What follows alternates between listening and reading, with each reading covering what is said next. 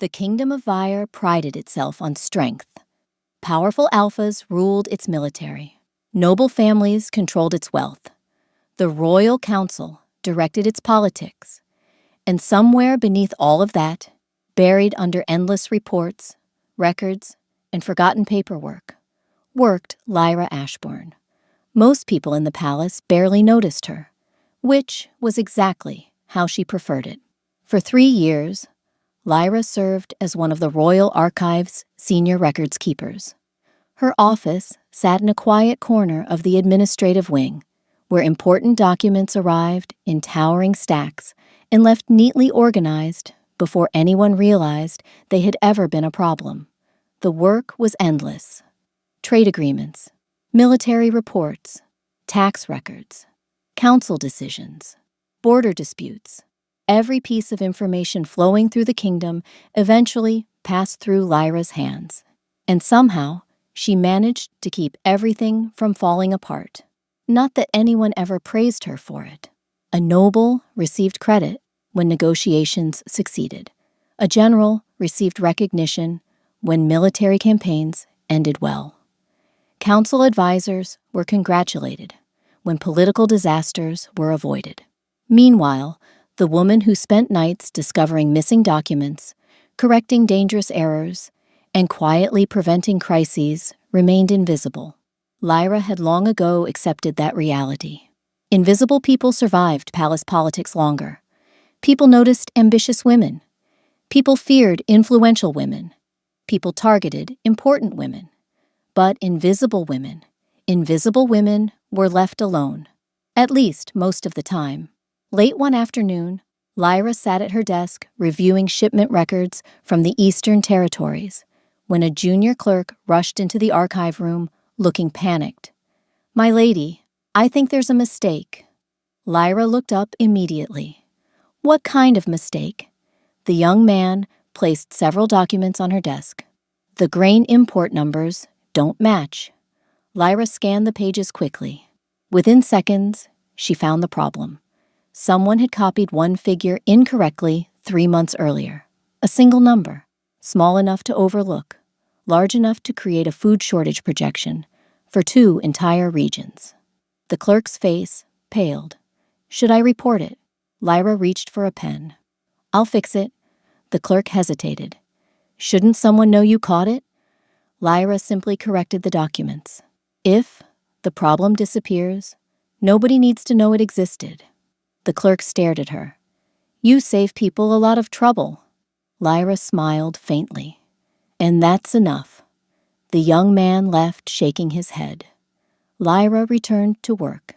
Outside her office window, the palace buzzed with activity. Servants hurried through corridors. Nobles attended meetings. Messengers carried urgent reports. Everyone moving, everyone important, everyone visible.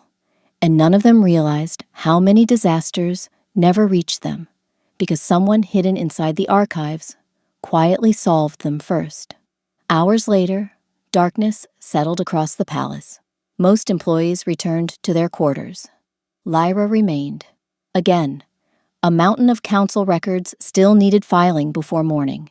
By the time she finally finished organizing the last stack, the palace had fallen nearly silent. She gathered the completed files into her arms and headed toward the Royal Archive vault. The corridor was empty, the air cool. Only distant torchlight illuminated the stone walls. Lyra walked carefully through the quiet passageways until voices drifted toward her from farther ahead. Male voices, several of them. She recognized the location immediately. The strategy chamber, one of the few places still occupied this late. Normally, she would continue walking without paying attention. Palace conversations rarely improved anyone's life. Then she recognized one particular voice. Deep, steady, commanding, without effort. Alpha King Kaelor Vyre. Lyra slowed slightly. The king was rarely awake this late, unless discussing military matters.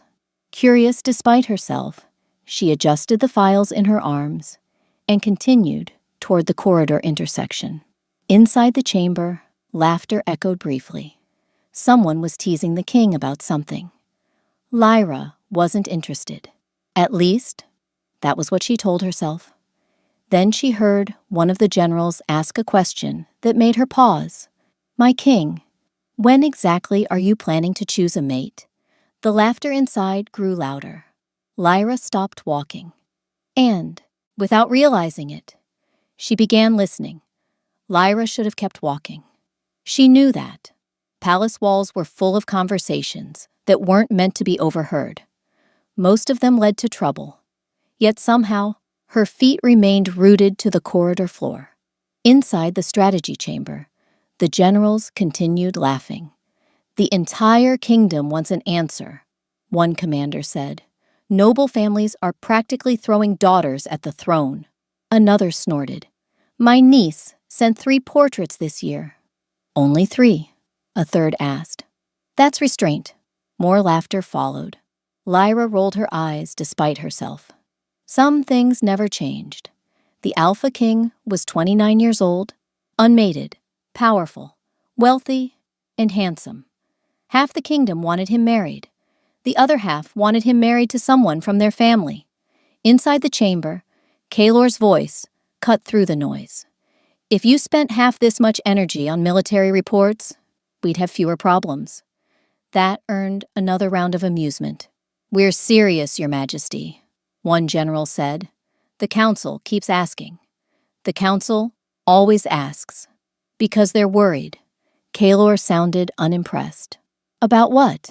"Succession." A brief silence followed. Lyra shifted the files in her arms. That part was true. The subject appeared constantly in palace records, council discussions, noble petitions, political correspondence. Everyone seemed obsessed with the king's future mate. Finally, another commander spoke. "Fine. Ignore the council, ignore the nobles, ignore the kingdom." A pause. "But surely you've thought about it." Kaelor didn't answer immediately.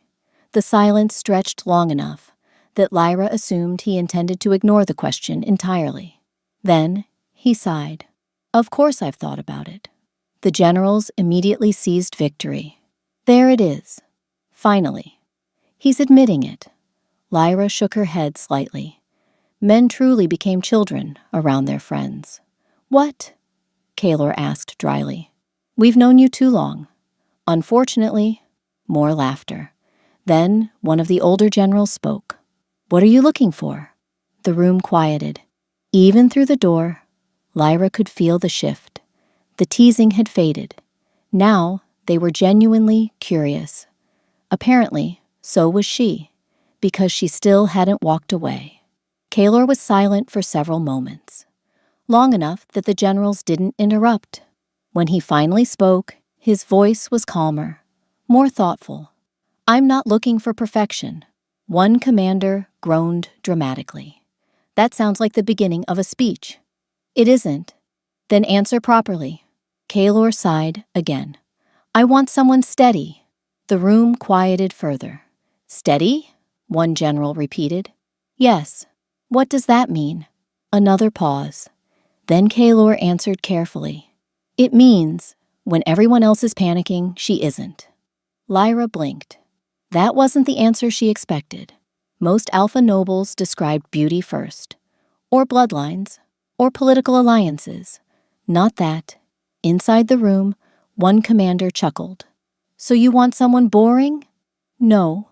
Kaelor's response came immediately. "I want someone reliable." The humor vanished. Even the generals seemed to recognize the seriousness behind the statement. Kaelor continued. "The kingdom already has enough people who create problems." A few laughs returned. "That's fair. I'd rather have someone who solves them." Something about the words made Lyra pause. Not because of what he said, because of how he said it. Like the quality genuinely mattered. Like he'd spent time thinking about it. The generals noticed too. One leaned forward. "Specific." Kaelor ignored the comment. "I want someone practical." Meaning, someone who deals with reality instead of appearances. Another thoughtful pause. Then he added, Someone who notices details other people overlook. Lyra frowned slightly. The description felt oddly familiar. Not because she thought he was describing her. That would be ridiculous. But because she spent every day surrounded by people who ignored details until those details became disasters. Inside the room, one commander laughed softly. "You're describing a military strategist." "No." Kaylor's voice lowered slightly. "I'm describing someone observant." Something in the answer made the room fall quiet again. The generals were beginning to hear something beneath the words. And strangely, so was Lyra. Then, one of them asked, "Anything else?" A brief silence followed. And when Kaylor answered this time, his voice sounded softer than before.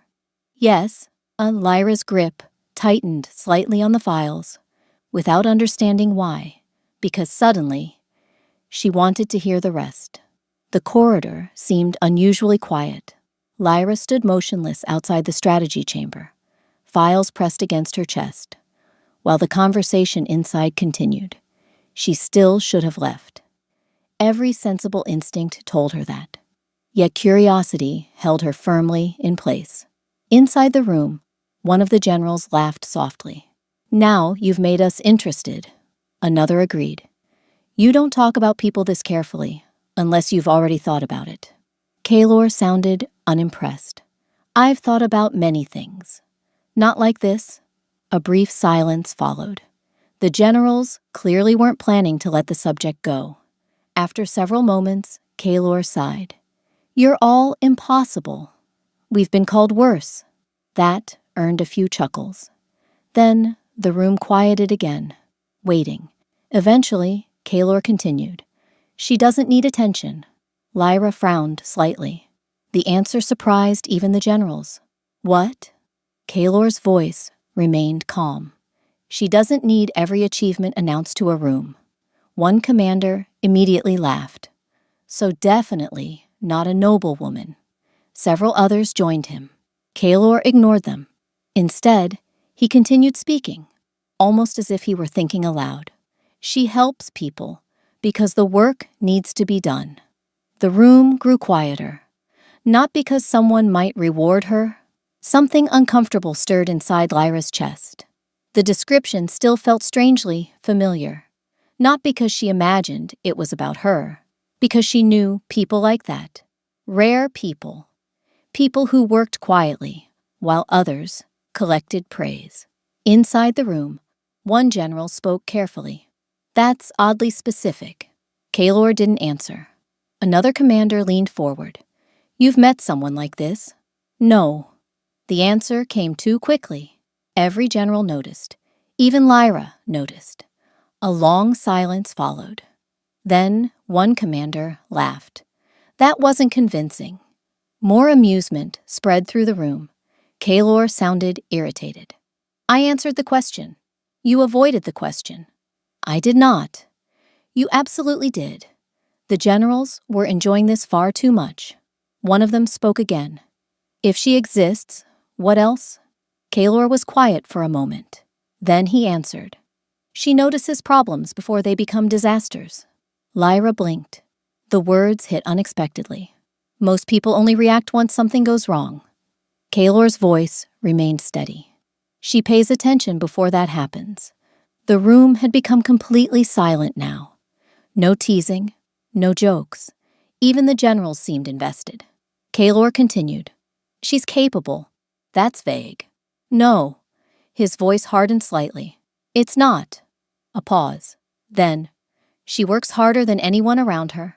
Something tightened in Lyra's chest. The description was becoming increasingly specific. Dangerously specific. Still, there were dozens of capable women in the kingdom. Dozens who worked hard. Dozens who remained unnoticed. Surely. One commander cleared his throat. "And after all this effort?" Kaylor answered immediately. "She acts like it's normal." Silence. The room froze briefly. Then one general finally spoke.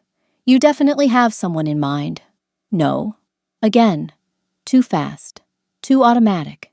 The denial only made the accusation more believable. Several commanders laughed knowingly. One finally said what everyone else was thinking. "You've been observing somebody." Kaelor didn't respond. That silence was answer enough. The generals noticed. Lyra noticed. And suddenly, the atmosphere inside the chamber shifted completely. The teasing was gone now, replaced by curiosity. One of the older commanders spoke carefully. "Let's assume this woman exists." Kaelor remained silent. The general continued anyway.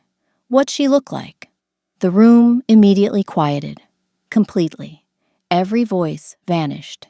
Even through the thick chamber doors, Lyra could feel the weight of the question. Because describing qualities was one thing. Describing appearance was another. That required a real person. A specific person. A person Kaelor would have seen often enough to remember details. For several long seconds, nobody spoke. Not the generals, not the king, not even Lyra. Then finally, Kaelor answered, and the first words out of his mouth made Lyra's heart stop. Dark hair. Her breath caught. The files shifted slightly in her arms. Inside the room, nobody interrupted. Nobody joked. Because suddenly, everyone understood this wasn't hypothetical anymore, and Kaelor wasn't finished. The silence inside the strategy chamber felt heavier than before. No one laughed. No one interrupted. The generals had finally received the answer they wanted, and judging by the sudden stillness, they understood exactly what it meant. Outside the chamber door, Lyra stood frozen. Her pulse had begun beating uncomfortably fast. This was no longer a theoretical conversation, no longer a discussion about vague qualities or imagined possibilities. The Alpha King was describing a real woman, someone he knew, someone he had noticed, someone he remembered. Inside the room, Kaelor's voice remained calm. Dark hair. A pause followed. One of the generals spoke carefully. Go on. More silence. Then Kaelor continued. Gray eyes. Lyra's breath caught. The files nearly slipped in her hands. Her eyes, gray. She stared at the stone wall beside her, as if it might somehow explain what was happening. Coincidence. That was all. Half the kingdom had dark hair. Gray eyes weren't uncommon. There was no reason to panic. No reason at all. Inside the room, one commander cleared his throat. And the pause that followed felt endless. Then Kaelor answered.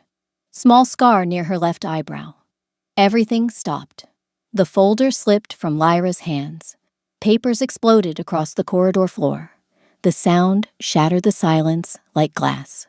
Inside the strategy chamber, every voice vanished instantly. Lyra closed her eyes. For one brief moment, she considered running. It was a terrible plan, an impossible plan, and far too late. The chamber door opened before she could move. Light spilled into the corridor. Lyra stared down at the scattered documents surrounding her boots. Slowly, painfully, slowly. She lifted her gaze. Kaelor stood in the doorway. Behind him sat 5 generals, every one of them staring directly at her. The silence became unbearable. One commander looked from Lyra to Kaelor, then back to Lyra. His eyes widened slightly. Another general muttered something under his breath.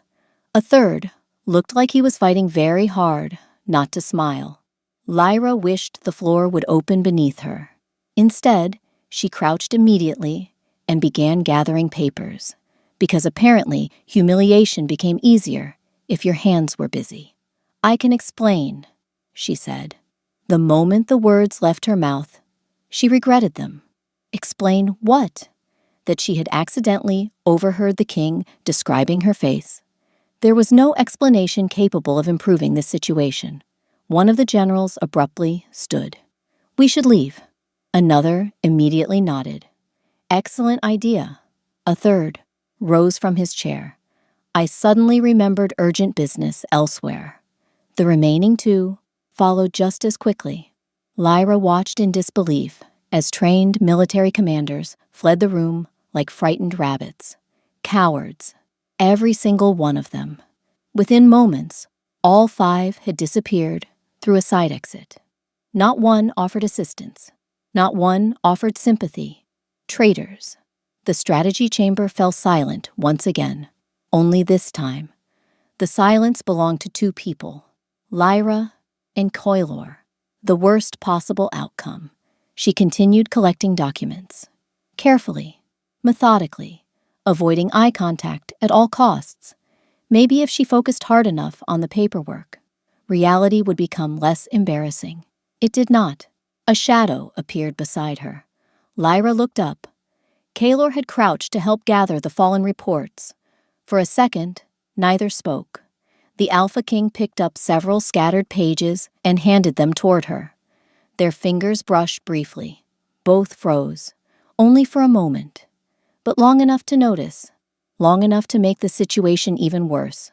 Lyra accepted the papers quickly. "Thank you. You should have been asleep hours ago." The statement startled her. Of everything he could have said, that wasn't what she expected. "I had filing to finish." Kaylor nodded once.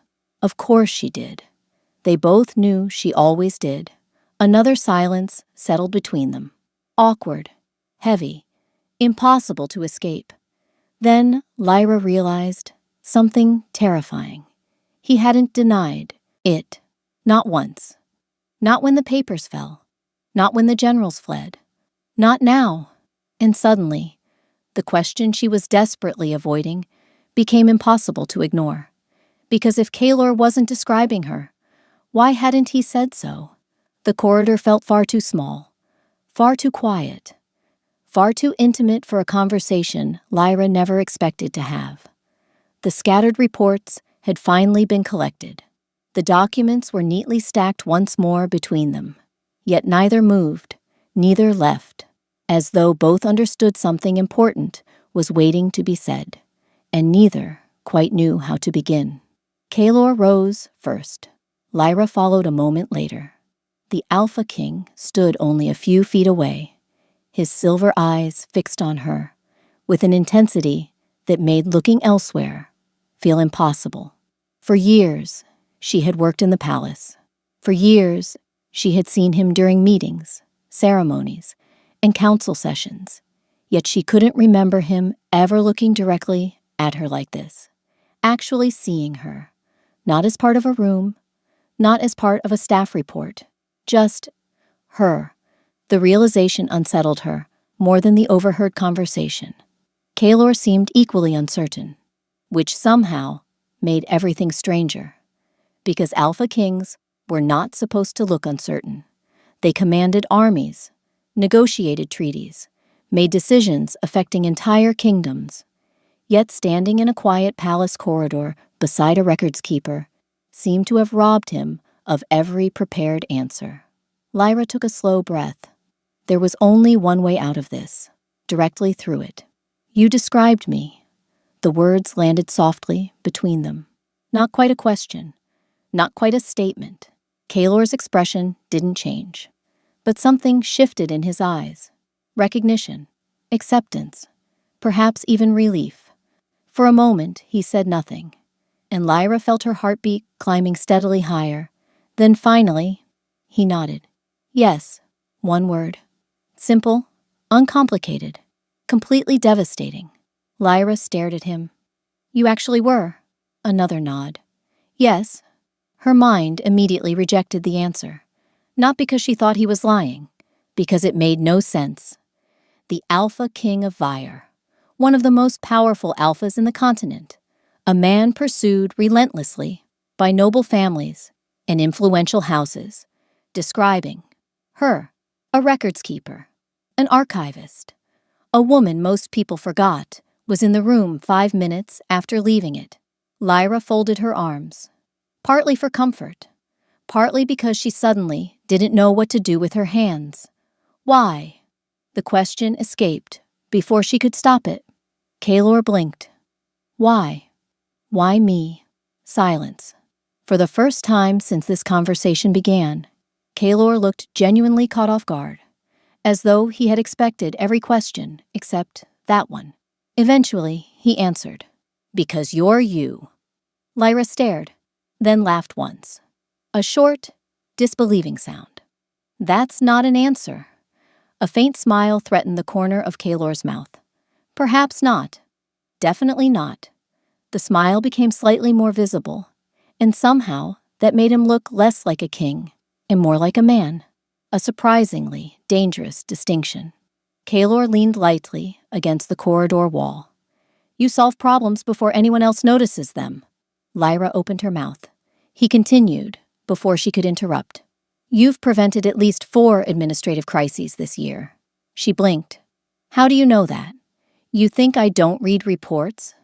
That wasn't the surprising part. The surprising part was that he remembered every example he mentioned afterward. The Eastern grain shortage, the border tax discrepancy, the shipping delays, the diplomatic scheduling conflict were issues she had corrected quietly months ago, issues nobody thanked her for, issues she assumed nobody remembered. Yet somehow, he did. Lyra stared at him. You noticed all that? Kaylor's expression softened slightly. I notice more than people think. The answer landed unexpectedly hard, because for 3 years, Lyra had built an entire life around being overlooked, invisible, forgettable, safe. Now, the Alpha King stood before her, calmly dismantling that belief, piece by piece. And the most unsettling part wasn't that he had noticed her. It was realizing how long he must have been paying attention. Long before tonight. Long before the conversation. Long before she ever suspected.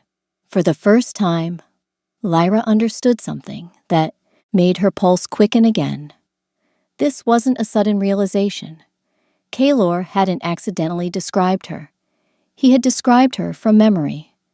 And that meant the Alpha King had been watching her for years. Long before she ever started watching him. For the rest of the night, Lyra barely slept. Every time she closed her eyes, the conversation replayed itself. Not the generals, not the awkward silence, not even the moment she dropped the documents. Just Kaylor's voice. You solve problems before anyone else notices them. I notice more than people think. The words refused to leave her alone. By dawn, she was already seated at her desk inside the archives, attempting to bury herself beneath a mountain of reports. Unfortunately, paperwork was proving unusually ineffective.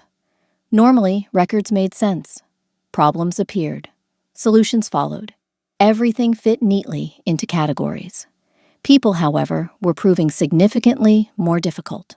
A knock sounded against her office door. Before she could answer, her assistant entered, carrying a stack of correspondence. Then, immediately stopped. You look terrible. Lyra glanced up. Good morning to you, too. I'm serious. The younger woman frowned. You look like you argued with a ghost. In a way, I did. That only made her assistant more curious. Thankfully, before further questions could be asked, another clerk arrived with additional documents. Work resumed, and for several glorious hours, Lyra almost succeeded in forgetting the previous night. Almost. Then the palace rumors began. At first, they arrived quietly, a servant whispering in the hallway, 2 clerks exchanging knowing looks, an unusually curious glance from a council secretary. By lunchtime, Lyra realized something terrible. The generals had talked. Of course they had. She should have expected it. Men who commanded armies apparently possessed the gossip restraint of excited schoolchildren. Wonderful. Absolutely wonderful. By mid-afternoon, the whispers had spread across 3 administrative wings. Lyra considered moving to another kingdom. The idea had merit. Unfortunately, the kingdom's records would probably collapse without her. Late that evening, she finally escaped the archives and headed toward the library. It was one of the few places in the palace where people generally valued silence, at least normally. Today, however, she found Kaylor standing beside one of the upper balcony windows, alone. The moment she saw him, she considered retreating, Too late. He had already noticed her. For a brief second, neither moved. Then Kaelor stepped away from the window. "Lyra, Your Majesty." The formal title felt strange after the previous night. Apparently, he thought so too. His expression tightened slightly. Neither mentioned it. An uncomfortable silence settled between them. Finally, Lyra sighed. "This is a problem." Kaelor raised an eyebrow. "What is?" She stared at him. He knew exactly what. Unfortunately, he seemed determined to make her say it. "This," Lyra gestured vaguely between them. "The conversation, the rumors, the entire disaster." Kaelor remained frustratingly calm. "I disagree." Of course he did. "You're the Alpha King." And? Lyra stared at him. "That is not an appropriate response." His expression almost suggested amusement, which only irritated her further. She folded her arms. "Half the noble families in the kingdom are trying to marry their daughters to you." "I know. The council expects a political alliance." "I know. The court will lose its mind if these rumors continue." "I know." Lyra exhaled sharply. "Then how is this not a problem?" For the first time, Kaelor's expression became serious. Completely serious. His silver eyes held hers steadily. "Because none of those things change who you are." The answer struck harder than she expected. Not because it solved anything. Because it sounded genuine. Kaelor stepped closer. Not enough to invade her space. Just enough to ensure she couldn't avoid his gaze. "You keep describing yourself as a records keeper." "I am a records keeper. You're also the person who keeps half this palace functioning." Lyra looked away briefly. Compliments made her uncomfortable, especially when they came from him. Kaelor noticed. Of course, he noticed. He seemed to notice everything lately. "Why does everyone else's opinion matter more than yours?" he asked quietly. The question caught her off guard. She frowned. "What?" "You care what the nobles think. Because they're nobles. You care what the council thinks. Because they influence the kingdom." Kaelor's voice softened. "But you don't seem to care what I think." The words settled heavily between them. And, for the first time, Lyra realized something dangerous. This conversation wasn't only changing her understanding of Kaelor. It was changing his understanding of himself. Because the more he spoke, the more obvious it became that the Alpha King was only now beginning to understand why her opinion mattered so much to him. By the end of the week, the rumors had become impossible to contain. What began as whispers in palace corridors quickly transformed into full-scale speculation throughout the royal court. Servants talked, clerks talked, advisors talked, and unfortunately, nobles talked the most. Lyra discovered this firsthand during a council records meeting when 3 noble women abruptly stopped speaking the moment she entered the room. They smiled, far too quickly, far too politely. The kind of smiles people wore when they had been discussing you moments earlier. Lyra pretended not to notice. Years inside the palace had taught her many survival skills. Ignoring stupidity was one of them. Unfortunately, ignoring stupidity did not make it disappear. The situation only worsened. Within days, invitations that normally never reached her desk suddenly began appearing. Political gatherings, charity functions, social dinners, events that records keepers were never invited to. Lyra declined every single one. The invitations continued arriving anyway, like vultures circling something they hoped might die or succeed, depending on which noble family sent them. The worst part wasn't the curiosity, it was the hostility, because many people had already decided what the rumors meant, and they hated it. One afternoon, Lyra entered the archives to discover 2 visiting noblewomen speaking with one of the junior clerks. Their conversation stopped immediately when she appeared. Neither woman bothered hiding their disappointment. One looked her up and down, openly. "That's her?" The second noblewoman frowned. I expected someone more impressive. Lyra continued walking. The clerk looked horrified. The noblewomen looked pleased. Neither reaction surprised her. For years, the court had built elaborate expectations around the Alpha King's future mate. A warrior princess, a noble heiress, a powerful alpha from a prestigious bloodline. Someone useful, someone impressive, someone political. Not a woman whose greatest accomplishment involved correcting shipping manifests before breakfast. Unfortunately for them, Kaelor appeared increasingly uninterested in their expectations, and that fact terrified certain families. Leading the opposition was Lady Seraphine Valmont, daughter of one of the wealthiest alpha houses in the kingdom, beautiful, educated, politically connected, and completely convinced she belonged beside the throne. Seraphine had spent the last 2 years as the court's unofficial favorite candidate for future Luna. Not because Kaelor encouraged it, because everyone else did. Her family certainly did. The council occasionally did. Half the kingdom practically treated the match as inevitable. Then, Lyra happened, and suddenly, a woman nobody considered competition had become a threat. The realization did not improve Seraphine's mood.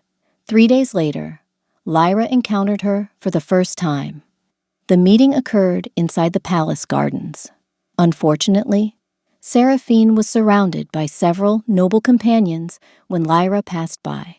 The conversation stopped immediately. Never a good sign. Seraphine smiled. The expression was beautiful and completely insincere. Lady Lyra paused. Technically, she wasn't a lady. Apparently, facts no longer mattered. Lady Seraphine. The noblewoman examined her carefully, like someone evaluating an unexpected stain. I've heard so much about you lately. Lyra already disliked where this was heading. I'm sorry to hear that. A few nearby nobles laughed despite themselves. Seraphine's smile tightened. Only slightly, but enough. You're amusing. I organize tax reports. I suppose everyone needs hobbies. The insult landed exactly as intended. Several nobles smirked. Lyra remained calm. People often mistook calmness for weakness, a mistake she stopped correcting years ago. Seraphine stepped closer. The court seems fascinated by you recently. Lyra offered a polite smile. The court needs better entertainment. A few suppressed laughs appeared again. This time, Seraphine definitely noticed. The noblewoman's eyes cooled considerably. Careful. The warning sounded deceptively gentle. You may begin believing attention is the same thing as importance. Silence settled around them. Several nobles suddenly looked uncomfortable, because even they recognized the cruelty. Lyra held Seraphine's gaze steadily, then answered softly, "Then we're fortunate attention isn't something I've ever depended on." The response struck harder than expected. Seraphine's expression froze briefly, not because Lyra had raised her voice, because she hadn't. The calm answer denied her the confrontation she wanted, and somehow made the insult look petty. For the first time, Seraphine appeared genuinely annoyed. Lyra recognized the look immediately. This wasn't over, not even close. As she continued walking toward the archives, she could practically feel Seraphine watching her leave. The noblewoman had decided something today, something dangerous, and deep down, Lyra suspected the coming winter banquet would be where she acted on it. The winter banquet was the most exhausting event of the year, at least in Lyra's opinion. The nobles called it elegant. The council called it important. The palace newspapers called it prestigious. Lyra called it 6 hours of smiling at people who secretly disliked each other. Unfortunately, attendance was mandatory, especially this year, which meant there was no escaping it.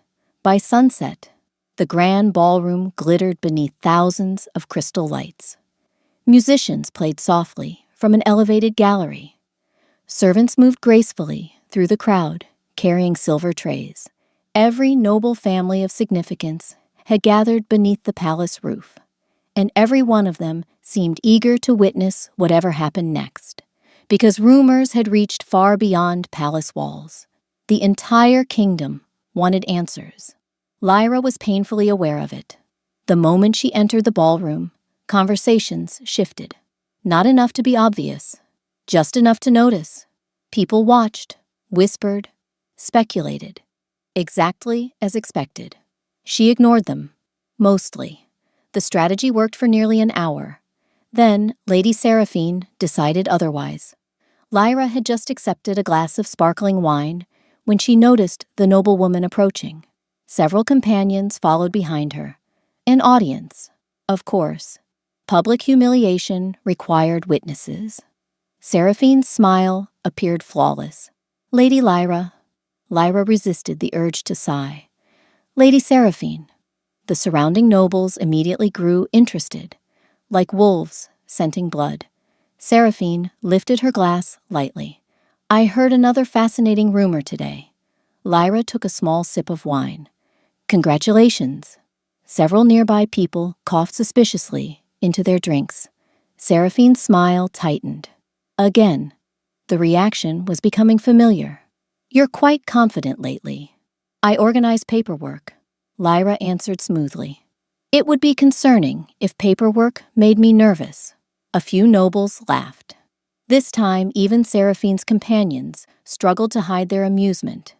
The noblewoman's patience visibly thinned. Excellent. Tell me something. Her voice softened. Dangerously.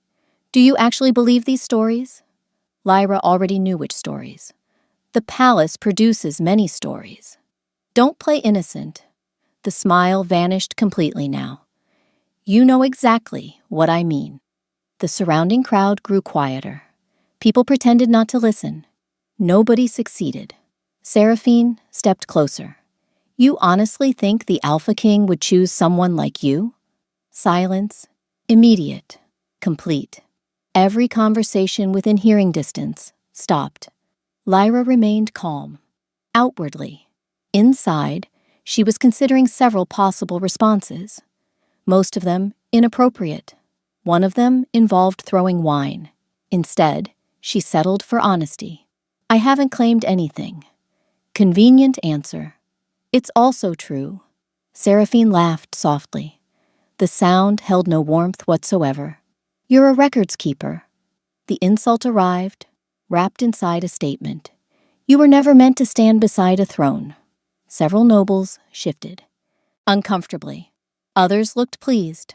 A few appeared embarrassed. No one interrupted. Not yet. Seraphine continued. Do you know what makes this amusing? Lyra remained silent. The noblewoman smiled. You actually seem surprised people are questioning it. The words struck harder than intended. Not because they hurt, because they reflected something Lyra already knew. People like Seraphine measured worth through status, titles, bloodlines, influence, everything except character. Unfortunately, before Lyra could answer, another voice interrupted. A deep voice, calm, dangerously controlled. He would. The ballroom froze. Instantly, every head turned toward the entrance, and there stood Alpha King Kalor Vyre. The crowd parted automatically, like water moving around stone. His silver eyes locked directly onto Seraphine. Not Lyra, Seraphine. The noblewoman visibly paled. Only slightly, but enough. Because she recognized what everyone else suddenly understood. The Alpha King had heard her. Not part of the conversation. Not a fragment. Everything. The entire ballroom seemed to stop breathing. Kalor crossed the floor slowly, purposefully, past nobles, past advisors, past every politically acceptable match in the kingdom. He never hesitated, never looked elsewhere, never slowed, until he stopped directly beside Lyra. The silence became almost painful. Seraphine attempted a smile. A mistake. My king, we were merely discussing. I heard enough. The temperature in the room seemed to drop. Kaler's voice wasn't loud. It didn't need to be. Authority rarely required volume. The ballroom stood motionless, waiting, watching, because everyone knew something important was about to happen. And for the first time all evening, Seraphine looked genuinely worried. Nobody in the ballroom moved. Nobody spoke. Even the musicians had fallen silent. The only sound came from the distant crackle of the enormous fireplaces lining the walls. Kaler stood beside Lyra, not in front of her, not protecting her like she was fragile. Beside her, an equal position, and somehow, that simple choice made the room even more uncomfortable, because everyone understood what it meant.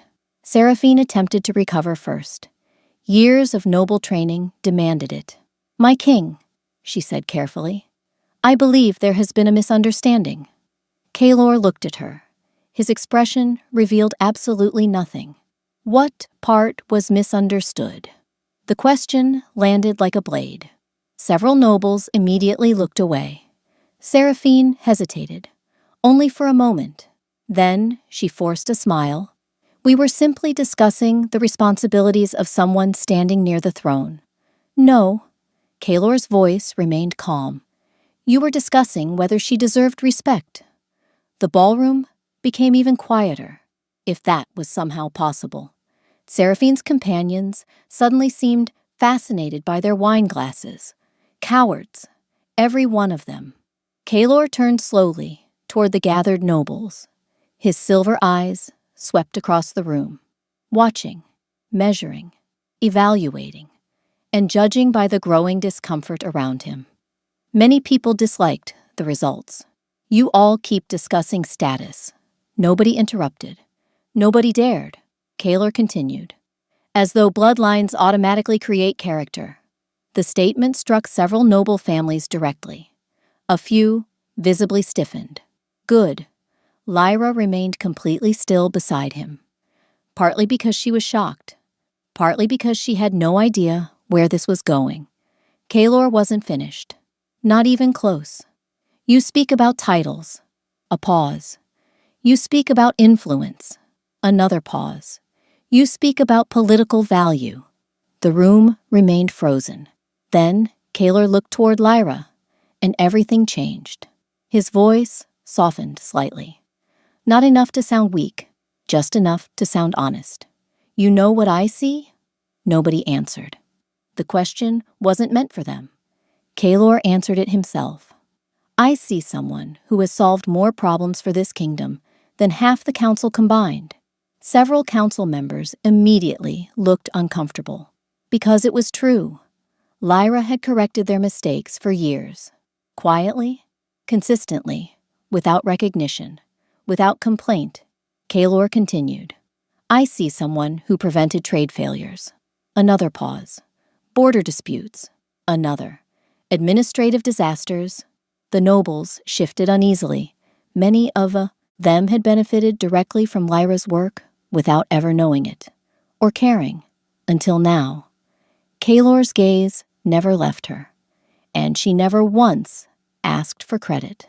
The words struck Lyra unexpectedly hard, because that was the part nobody ever understood. She never wanted praise, never demanded recognition, never expected rewards. She simply believed important work should be done. Apparently, Kaler had noticed. For years, the realization left her strangely speechless. Seraphine tried one final time. "My king, surely capability isn't the only consideration." "It isn't." Hope flickered briefly across her face. Then Kaler destroyed it. "Trust matters too." The hope vanished. Completely. Kaler's eyes hardened. "I trust Lyra." Silence. Heavy. Absolute. Every person in the ballroom understood the significance immediately. Trust. Not attraction. Not curiosity. Trust. A quality infinitely harder to earn, especially from a king. Kaler finally turned toward her fully. For one brief moment, the rest of the ballroom seemed to disappear. The nobles, the council, the whispers, all of it faded away. leaving only two people standing beneath the crystal lights. Then, Kaylor extended his hand. Simple, steady, a choice. Nothing more, nothing less. The entire room held its breath, because everyone understood what was happening. Not a declaration, not an engagement, not a command. A choice. He wasn't deciding for her. He was asking, and somehow that mattered more than any royal proclamation ever could. Lyra stared at the offered hand, then at Kaylor, then back again.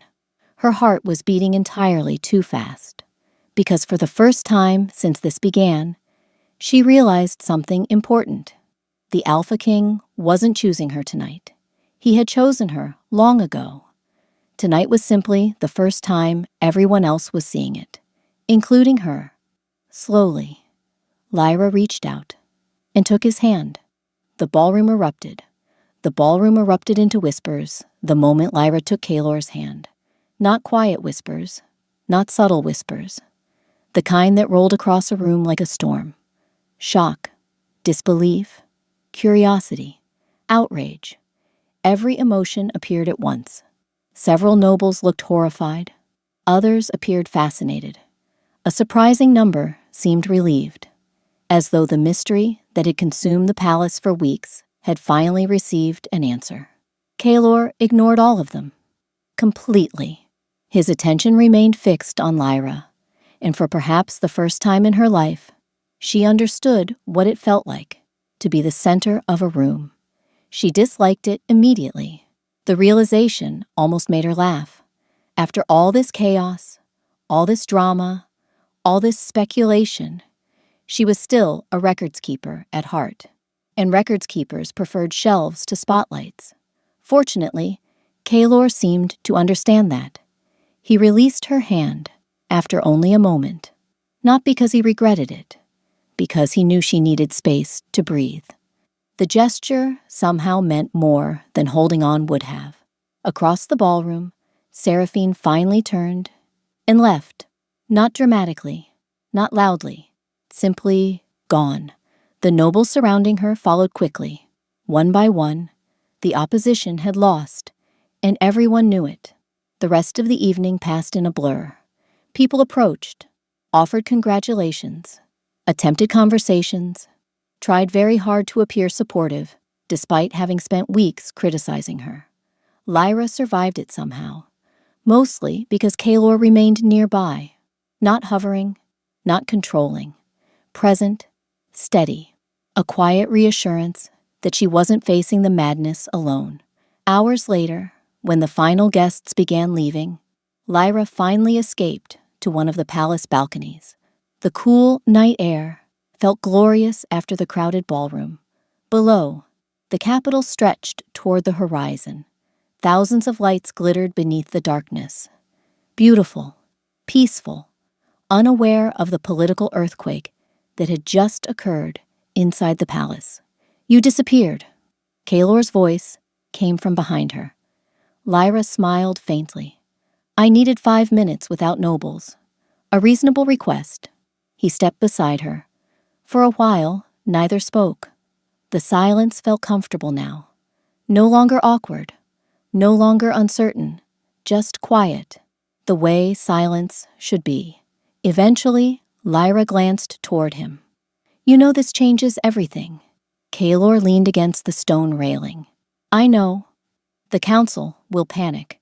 Probably. The nobles will complain. Definitely. The newspapers are going to be unbearable." That finally earned a laugh. A real one. Warm. Genuine. The sound surprised both of them. Lyra found herself smiling, then shaking her head. "All of this because I couldn't hold on to a folder." Kaylor's eyes softened. "No." The single word carried surprising certainty. Lyra looked at him curiously. Kaylor gazed out across the city lights. This started long before that. A gentle breeze moved through the balcony. For several seconds, neither spoke. Then, Lyra asked the question she had been thinking about for days. "When did you realize?" Kaylor didn't need clarification. He knew exactly what she meant. The answer came quietly. I don't know. Lyra raised an eyebrow. Convenient. It's true. He smiled slightly. One day you were simply part of the palace. A pause. Then somehow you became the person I looked for first, when something happened. The admission settled softly between them. Honest, unpolished, real. Kaelor continued. I trusted your judgment. Another pause. I valued your opinion. Then, and eventually, I realized I paid attention to you more than anyone else. Lyra's heartbeat quickened slightly. Not because the words were dramatic, because they weren't. There were no grand speeches, no impossible promises, just truth. And somehow, truth felt more powerful. Below them, the city lights shimmered beneath the night sky. For a moment, neither looked away. Finally, Lyra smiled. A small smile, but real. You spent years searching for a perfect mate. Kaelor turned toward her. No. The answer came immediately. Certain, without hesitation. His silver eyes met hers. I spent years standing beside her. The breeze carried the silence that followed. Warm, comfortable, certain. Because the Alpha King search had never truly been a search at all. The woman he wanted had never been hidden, never been distant, never been impossible to find. She had simply spent years working quietly beside him, waiting for him to recognize what he was looking at. And now that he finally had, neither of them intended to look away again.